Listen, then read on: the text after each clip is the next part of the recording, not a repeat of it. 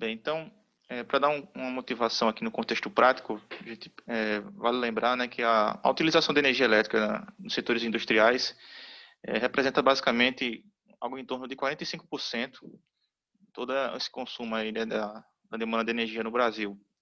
E dentro desse percentual, dentro dessa fatia de 45%, praticamente 70% ela é proveniente do consumo devido aos motores elétricos. Então, vale esse destaque aqui, que de fato, né, as máquinas elétricas representam uma parcela muito expressiva, né, no que diz respeito a essa matriz energética e o consumo de energia, né, no Brasil.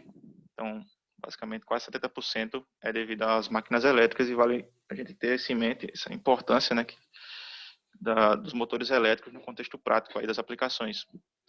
Na videoaula de hoje a gente vai falar do motor de corrente alternada, a máquina elétrica no modo geral, né, uma máquina CA, dando destaque maior para o sistema trifásico. E vamos observar que temos dois tipos, uma máquina síncrona, né, e assíncrona. Hoje a gente vai destacar a máquina assíncrona, que devido ao tipo do rotor, que é a parte móvel da máquina, tem dois tipos. Ela tem a gaiola de esquilo e com um rotor bobinado. Então, o funcionamento de uma máquina CA, ela parte do princípio do campo girante, né? O campo girante, o que é o campo girante? O campo girante é um princípio devido a uma iteração, se a gente pegar 3 bobinas, alimentar num circuito elétrico trifásico, equilibrado também, essas 3 bobinas estarem dispostas a 120 graus geometricamente, a gente vai observar aí que cada bobina, a corrente que passa em cada bobina vai gerar uma força magnetomotriz. A gente pode imaginar como sendo um fasor também de magnetomotriz. E a soma fasorial desses 3 fasores, devido a cada corrente, né, que está passando em cada bobina, vai gerar um fasor resultante, não nulo, que é o que a gente chama de campo girante. Isso aí foi concebido em forma de patente, né, pelo Nikola Tesla. Vale a contribuição aqui de Nikola Tesla, que ele patenteou aí esse princípio do campo girante em 1888. Tiveram outras contribuições também, né, mais ou menos em 1885, teve um italiano, Galileo Ferraris, que demonstrou aí a parte prática, né, o funcionamento do motor com esse princípio semelhante, do ponto de vista monofásico e bifásico. E depois, né, dessa patente aí de Nikola Tesla para um sistema trifásico, teve aí o Dobrovolsky, um engenheiro aí também que trabalhou na mesma época que Nikola Tesla. Ele realmente inventou o motor de indução a gaiola de esquilo.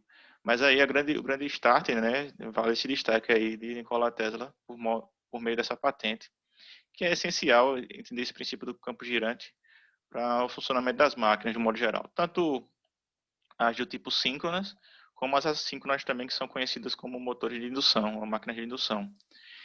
Então, o ponto de partida, para a gente só revisar aqui esse conceito, é que você precisa ter um circuito trifásico equilibrado. Né? Então, um circuito trifásico equilibrado, ele é caracterizado basicamente por 3 correntes com o mesmo módulo e defasadas entre si 120 graus. Então, isso garante aí um sistema trifásico equilibrado, considerando que as tensões também elas são dispostas nesse caso, né? nesse modo aí, com 3 tensões e correntes com mesma magnitude, mesma amplitude e defasadas em 120 graus.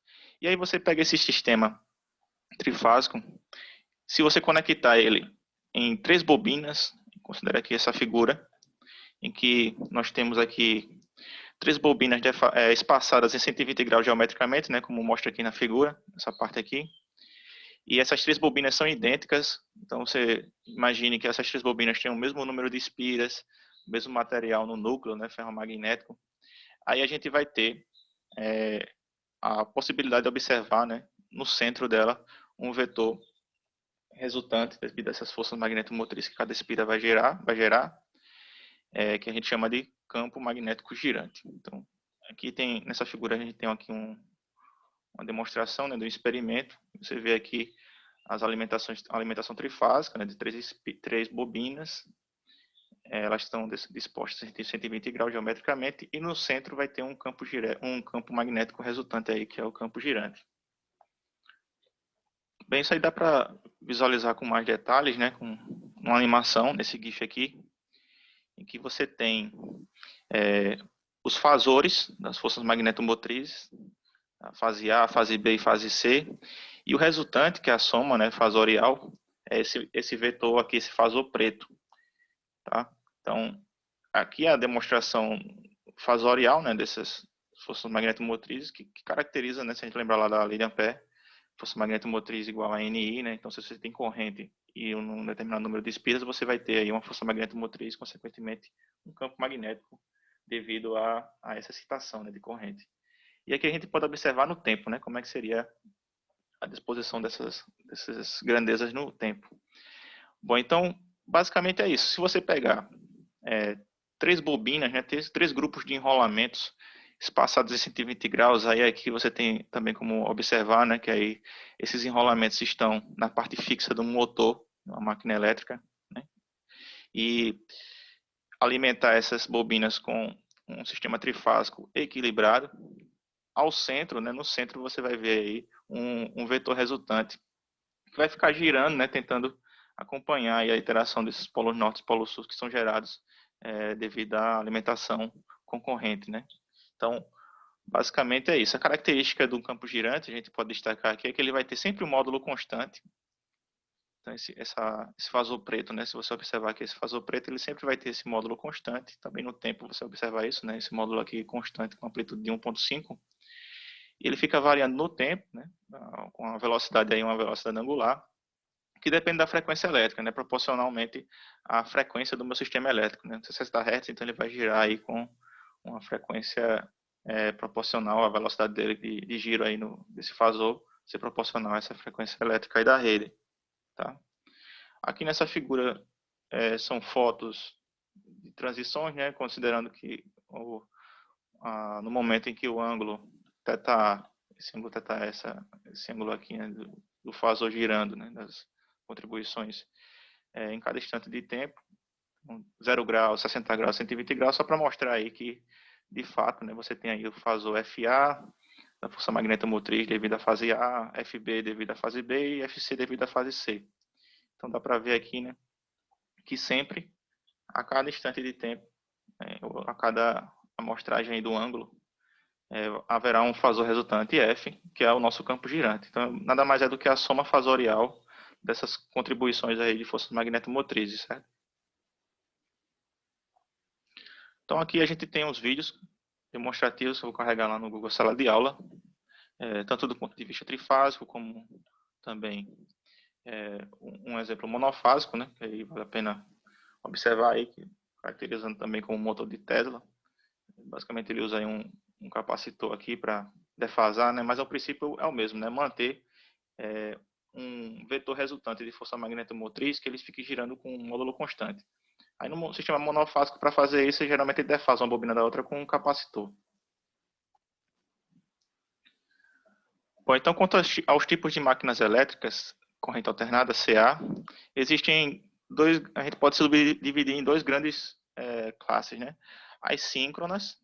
Então, essas máquinas síncronas a gente vai ver na próxima videoaula, mas ela vale a pena destacar, já introduzir, para entender a máquina assíncrona. Em que a síncrona que é basicamente a velocidade no eixo, esse campo girante, né, que está girando ainda no eixo, na parte móvel do rotor da máquina, ela está sincronizada com a parte do estator da máquina. Então, a velocidade do rotor ela é igual à velocidade síncrona, que é a velocidade aí do campo girante da máquina. Então, esse é o princípio de uma máquina síncrona, certo? Aí, no caso da máquina assíncrona, que é o motor de indução, a máquina de indução, ela não tem uma velocidade igual no eixo do rotor, né? No eixo da máquina, no rotor. Essa velocidade ela é diferente da velocidade do campo girante. Então, esse é o princípio da máquina de indução, né? A gente pode diferenciar basicamente por essas duas expressões aí. Na síncrona, a velocidade do rotor é igual à velocidade síncrona do campo girante, que é devido ao campo girante, né, gerado pela alimentação do estator, e a assíncrona, essas velocidades são diferentes. Como é que a gente determina a velocidade síncrona? Basicamente, essa expressão aqui representa como nós podemos determinar a velocidade síncrona, né, em RPM aí no sistema, rotações por minuto. Então, 120 vezes F, onde F é a frequência da máquina, né? Se no sistema é 60 Hz, então 60 Hz. E P é o número de polos, né, da máquina. Então, observe o seguinte, quanto maior o número de polos, então basicamente menor vai ser a velocidade de rotação da minha máquina. E quanto menor o número de polos, maior é a velocidade da máquina.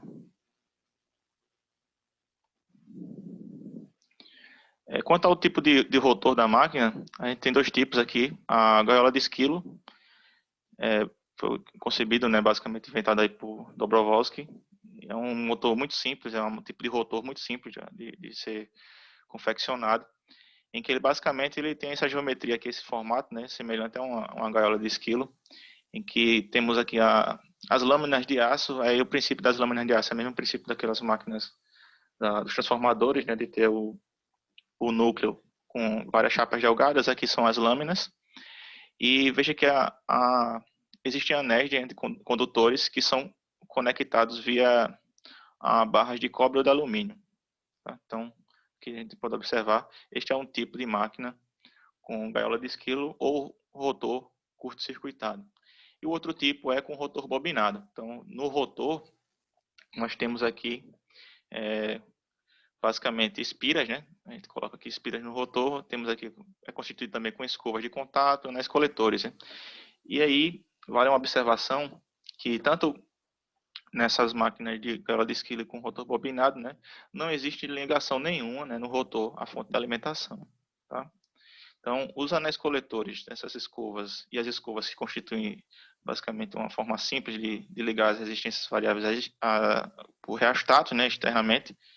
A gente pode observar aqui que esses anéis coletores e as escovas de contato eles são ligados aí com reostatos para justamente variar o desempenho da máquina em termos de torque, né, no rotor bobinado.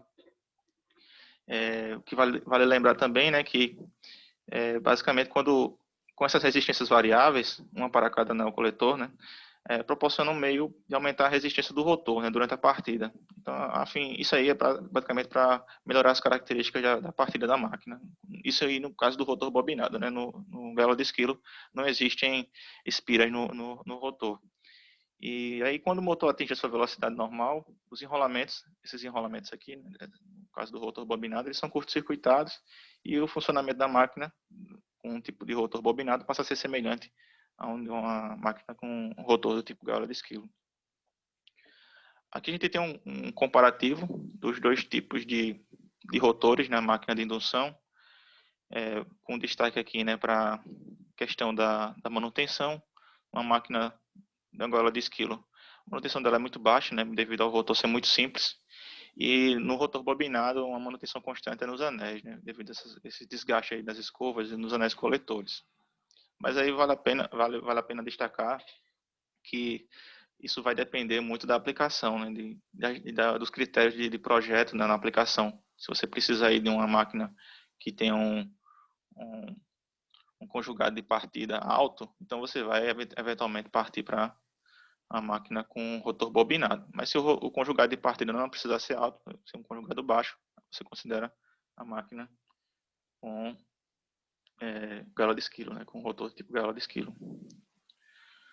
Bom, então um parâmetro interessante, já que a máquina de indução ela gira com a velocidade no eixo menor do que a velocidade síncrona do campo girante, é definir o escorregamento. Então, o escorregamento geralmente é isso. Ele pode ser expressado por essa expressão, equacionada aqui por essa fórmula, em que você tem a velocidade síncrona, velocidade do campo girante, e basicamente calcula o escorregamento em função também da velocidade do rotor, né? Então, em geral, esse escorregamento ele é dado em porcentagem, em torno de 1 a 5%, dependendo do tamanho e tipo do rotor. Vale um destaque aqui que a frequência do rotor ela é diferente da frequência no estator, a parte fixa da máquina. E aí você relaciona ela pelo escorregamento, né? A variável S aqui. Só revisando aqui, né, que a gente falou anteriormente, a velocidade síncrona da máquina, como você calcula, 120F sobre P, P é o número de polos, F é a frequência do estator, né, a frequência FE. Então, falando aqui, mas é basicamente essa frequência aqui, FE. E aí, só relacionando essas expressões, se você pegar a expressão do escorregamento com a expressão também da velocidade síncrona, você consegue chegar também nessa expressão, que basicamente só mudando aí o arranjo das variáveis você obter na saída a velocidade no eixo da máquina, né, do rotor. E na parte prática, para medir essa velocidade da máquina, a gente usa geralmente um tacômetro.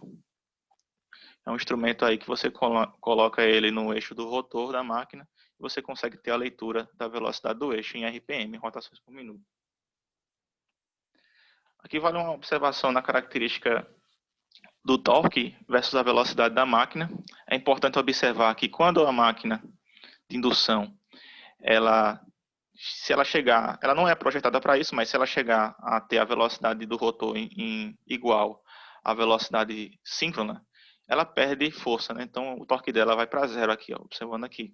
Então, ela é projetada sempre para quando está nas características nominais, trabalhar nesse ponto aqui, né?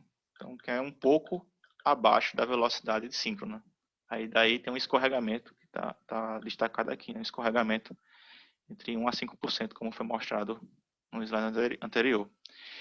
E quanto aos tipos de classes nas aplicações das máquinas de indução, existem algumas curvas aqui que caracterizam a categoria dessas máquinas, que vem também na placa de identificação da máquina. Aí você tem aqui A, B, C, D, F, né? A gente pode dar um destaque maior para as do tipo B, a categoria B, que são as mais encontradas, que são basicamente nessas figuras aqui a gente pode destacar aqui com conjugado de partida é normal, a corrente de partida baixa e o escorregamento baixo. Então, essas máquinas aí são as máquinas mais utilizadas, a gente pode dizer, dentre esses tipos esses 4 tipos aí, nesses 5 tipos de máquinas de indução, né, quanto à categoria. E aqui só para ter uma ideia, né, como é que seria o circuito equivalente de uma máquina de indução. Eu trago essa figurinha aqui só para a gente ter um gancho aí do que a gente viu no estudo de transformadores. Então perceba que basicamente seria equivalente, no caso do transformador, esse modelo T aqui dessa máquina, em que o primário do transformador seria equivalente ao estator, essa parte aqui, né, do estator, e o secundário de um transformador seria equivalente ao rotor, parte do rotor. Então isso aqui seria a parte do rotor, tá?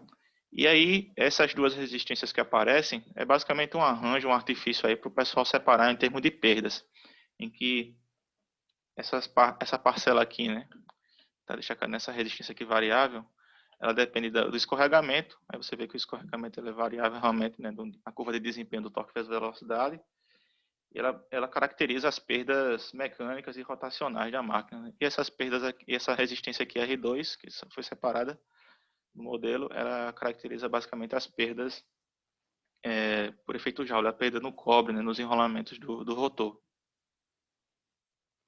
Bom, pessoal, então era isso. Deixa aqui algumas sugestões para vocês acompanharem no Google Sala de Aula também, a leitura complementar, exercícios resolvidos e vídeo extras para aprimorar mais aí esse entendimento, né, da parte teórica com a prática. Eu agradeço pela atenção e até a próxima.